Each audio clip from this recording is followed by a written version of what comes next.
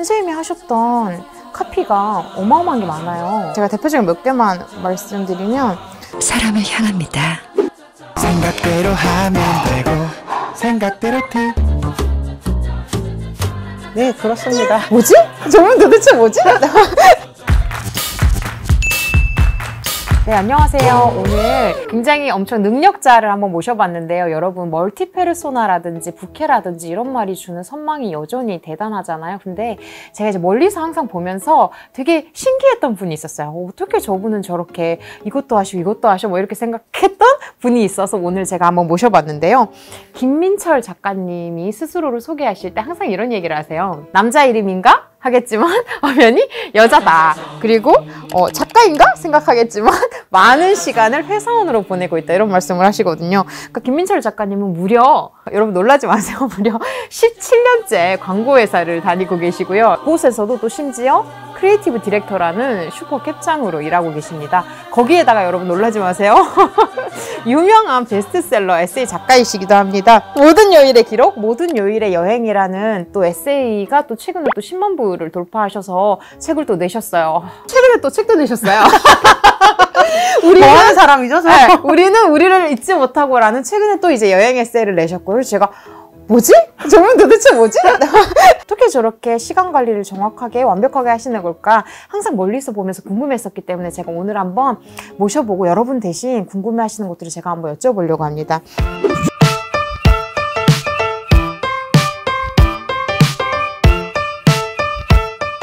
선생님이 하셨던 카피가 어마어마한 게 많아요. 제가 대표적인 몇 개만 말씀드리면 SK텔레콤의 사람을 향합니다. 생각대로 이 편한 세상 진심이 짓는다. 뭐 이런 더 있으시죠? 그쵸. 앞에 두 개는 제가 쓴 카피가 아니고, 네, 저희 선배들이 쓴 카피였고, 그 캠페인에 제가 참여를 한 거고, 네, 그렇습니다.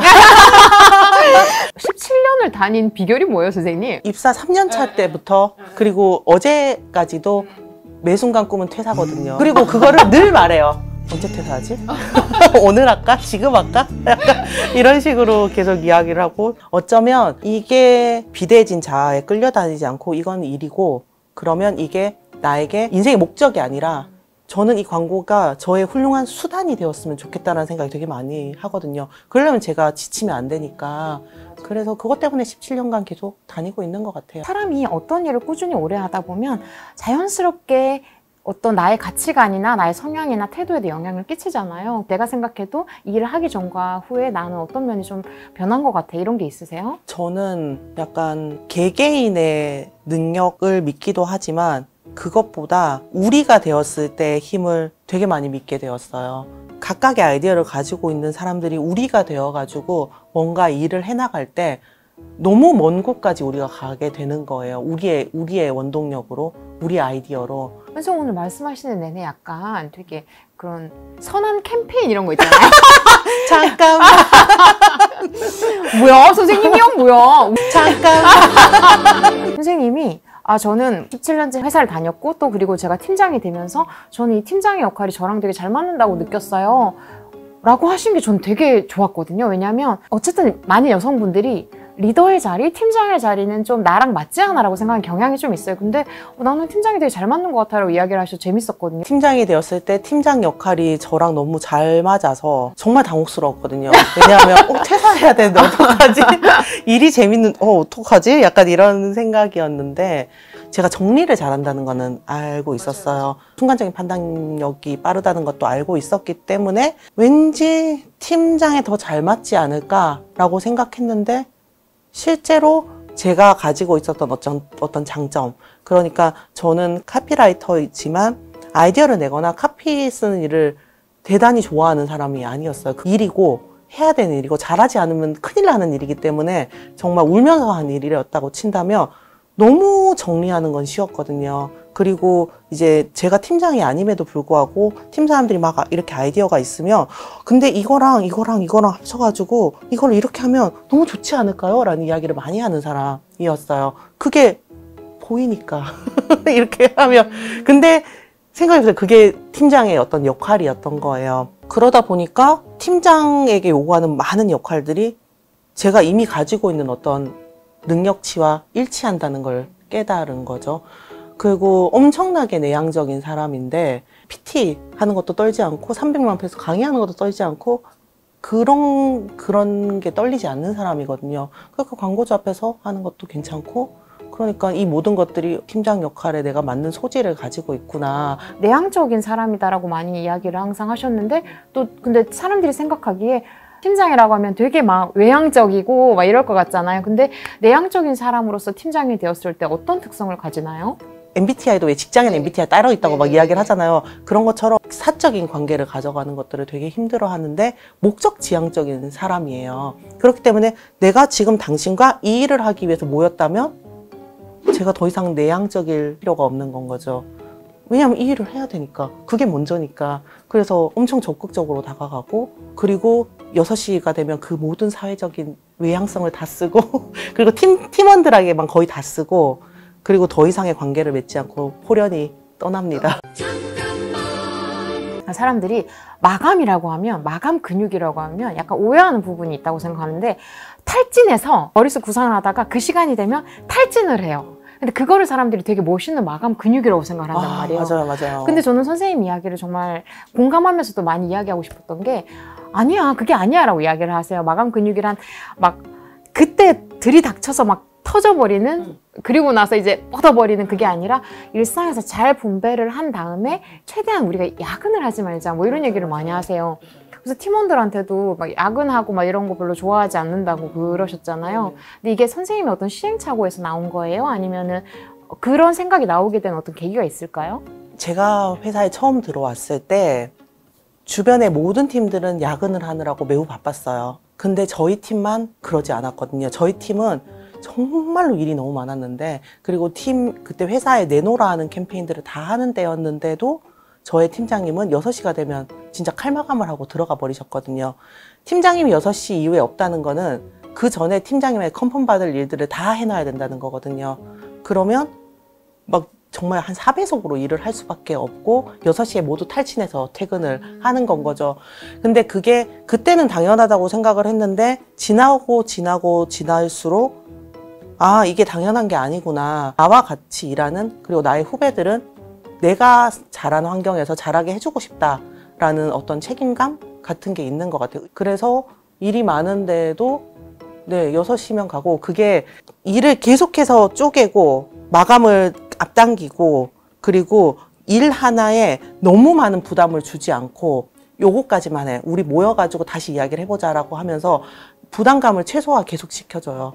그래서 같이 답을 만들어 나가는 작업이다 보니까 이 마감 근육이 흐트러지지 않고 6시면 끝나고 다들 집에 가는 것 같아요. 어차피 다닐 회사라면 건강하게 오래 다니는 게 중요하니까. 네. 항상 강조를 하셨던 게 메모의 중요성을 항상 강조를 하셨어요. 내가 어쨌든 지금까지 이렇게 일을 하게 된 데는 메모의 중요성이 있었다, 이렇게 이야기를 하셨잖아요. 그래서 메모에 대한 이야기도 좋고, 아니면 나를 단단하게 했다 이런 게 있다면 좀 소개해 주시면 좋을 것 같아요. 회사를 다니면서 이제 진짜 살아남기 위해서 메모를 시작했던 것 같아요. 왜냐하면 6시에는 퇴근을 해야 되는데 일은 너무 많으니까. 그러면 사람이 살겠다고 어떻게 하게 되면, 보통 회의 시간에는 그냥 남이 말하고 있으면 이렇게 듣고 있잖아요. 그냥 듣고 있는데 그럴 여유가 별로 없어요. 그 사람이 듣는 걸 들으면서 머릿속으로 계속해서 생각을 하는 거예요. 계속해서 머리 시뮬레이션 하면서 듣는 거예요, 이야기를. 두뇌 풀 가동. 책에 어떤 구절이 있다 그러면 그걸 써놓고, 그 다음에 내 친구의 어떤 경험이 있다 그러면 그걸 이렇게 써놔요. 그리고 거기다 동그라미를 이렇게 쳐놓는 거예요. 그러면 그 다음 회의를 준비할 때 보면, 아, 내가 어느 부분에서 이 여기를 참고하려고 그랬구나. 아, 그때 이런 아이디어가 떠올랐지. 라는 것들이 생기는 거죠. 왜냐하면 저는 기억력이 너무 안 좋기 때문에 제 머리를 기본적으로 아주 불신합니다. 그래서 그런 메모들을 해놓는 게 이제 습관이 되었어요. 그러니까 여기서 하나의 습관이 더 뭐냐면, 메모를 해놓고 그 메모를 잊지 않는 건 거죠. 뭔가 내가 써놨다. 라는 약간 메멘토 같은데요? 네. 맞아요. 내일이면 난 잊을 거야 하면서 이렇게 기억해두렴 김민철 이러면서 옆에다 써놓는 거죠. 그게 근데 단단한 지반이 되어주는 거죠. 왜냐하면 허허벌판을 시작하지 않는 거거든요. 작가도 비슷해요. 저는 휴대폰이든 아니면 식당이라 그러면 뭔가 휴지에든 써요. 그리고 그걸 찍거나 가지고 오거나 그렇게 해서 메모를 해놓고, 그거를 곱씹는 시간을 뭐 당장이 아니더라도 수년 후라도 꼭 가져가지고 그것들을 이제 살려내는 그런 건 거죠. 선생님은 여행 에세이를 많이 쓰시잖아요. 그래서 그 유명한 어떤 유행어 같이 선생님 인스타에서 지금 여기에서 행복할 것을 줄이면 여행이다. 네, 이래가지고 그게 되게 유명했잖아요. 근데 우리가 생각했을 때 외향적인 사람이 여행을 좋아할 거야 라고 생각하는 경향이 있잖아요. 근데 그것도 어떻게 보면 선생님의 약간 반전인 것 같아요. 근데 여행도 어떤 여행이냐에 따라서 좀 달라질 것 같은데 말을 하지 않고 그리고 아는 사람을 마주치지 않는 그런 순간들을 되게 좋아하는데 단절을 되게 좋아하는데 여행이 가장 합법적으로 그거를 시켜주는 건 것 같아요. 어쨌거나 이 사회적인 모든 것들이 좀 힘든데 저한테 버거운데 그런 것과 상관없이 정말 오롯이 나의 행복만에 포커스를 맞출 수 있는 유일한 시간이잖아요. 그래서 억지로라도 여행을 그렇게 계속 가는 것 같아요. 그리고 그 에너지를 가지고 돌아오면 또 내가 얼마나 더 나아지는지 알기 때문에 계속해서 더 떠나려고 하는 것 같아요. 뭐 옛날에 우리 애니메이션 보면 머리카락 뽑아가지고 분신을 만드는 게 있었잖아요. 분신이 쓴 건가요, 그럼 이 책은? 이 책을 약간 코로나 때문에 회사가 약간 잠잠할 때 이 코로나 시국에 뭘 할 수 없을까? 너무 사람들이 왜 여행을 못 가서 너무 괴로워하고 그걸 저한테 DM을 막 보내고 이러니까 그럼 책 읽는 것 자체가 여행이 될 수 없을까 생각을 하다가 만약에 편지를 쓴다면 약간 더 오글거릴 수는 있겠으나 조금 더 여행의 느낌이 잘 살지 않을까라고 하면서 막 써내려 갔습니다. 네. 그러면 책은요, 보통 이제 출근 시간 동안은 책을 쓸 수 없잖아. 어떤 식으로 시간을 배분해서 쓰신 거예요? 실은 그렇게 여쭤보시는 분들이 많은데 저도 그건 잘 모르겠어요. 작가로 활동하시는 분들을 보면 시간을 정해놓고 이 시간만큼은 쓰겠다 혹은 출근하기 전에 몇 시간을 쓰고 이렇게 해놓는 건 스스로한테 너무 가혹한 일인 것 같더라고요. 그래서 저는 짬이 날 때마다 쓰는 스타일이에요. 그러니까 되게 집중력이 짧고요. 좀 깊고 그래서 뭐가 생각나면 바로 메모해놓고 그게 짬이 나면 글로 조금 써보다가 회의 들어가야 되면 회의 들어갔다가 근데 약간 시간이 살짝 비네? 그럼 그거 써보다가 회사원과 작가라는 두 개의 자아를 어떻게 굴리는가 라고 하는데 그러니까 회사원으로서의 자아와 사적인 자아 이 두 개의 톱니바퀴가 이렇게 맞물려 돌아가도록 어떤 구조화를 시킨 것 같더라고요. 취미생활을 해서 에너지를 돌리는 것처럼 이 글쓰기를 하면서 얻은 에너지를 가지고 다시 회사 생활을 꾸리고 회사 생활을 꾸리면서 사람들에게서 얻은 에너지나 아니면 일 때문에 얻은 에너지를 가지고 다시 이 사적인 자아를 다시 꾸려나가고 이렇게 약간 톱니바퀴인 것 같아요. 이 사회가 어쨌거나 사람들을 되게 불안하게 만들잖아요. 그러니까 저 같은 사람이 나와가지고 이렇게 이야기를 하는 걸 보고 있으면 나도 뭔가 멀티페르소나로 살아야 될 것 같고 회사만 다녀서는 안 될 것 같고 막 그렇잖아요. 좋아하는 것들을 조금 더 열심히 하다 보면 어느샌가 이런 자아가 다른 자아가 생겨나 있기도 한 것 같아요. 제가 작가가 될지 모르고 10년 넘게 동안 기록을 한 게 모든 요일의 기록이 되었거든요. 진짜 작가가 될 거라 상상도 못했어요. 그랬는데 그게 여기까지 저를 이렇게 끌고 와준 것처럼 좋아하는 게 뭔지 어디서 에너지를 얻는 건지 그 에너지를 얻은 걸로 회사 생활을 더 잘해 나갈 수 있다면 거기에 조금 더 시간을 투여하고 그래서 하나하나씩 하다 보면 10년 후에는 뭐가 되어 있을 수도 있다. 안 되어 있더라도 그때 나는 지금보다 나을 거니까 왜냐하면 뭔가 다른 걸 하면서 더 나은 사람이 되었으니까 더 나은 사람이 된 걸로 괜찮다라고 생각을 하고 마음에 드는 것들을 하나씩 찾아보면 어떨까 생각을 합니다. 또 역시 네 선생님 자꾸 선생님이라 하게 되네요. 네. 김민철 작가님이 해주신 이야기가 너무 좋은 힌트가 될 것 같아요. 네. 제발 그랬어요. 네 나와주셔서 정말 감사합니다. 네 감사합니다. 네네, 감사합니다. 감사합니다.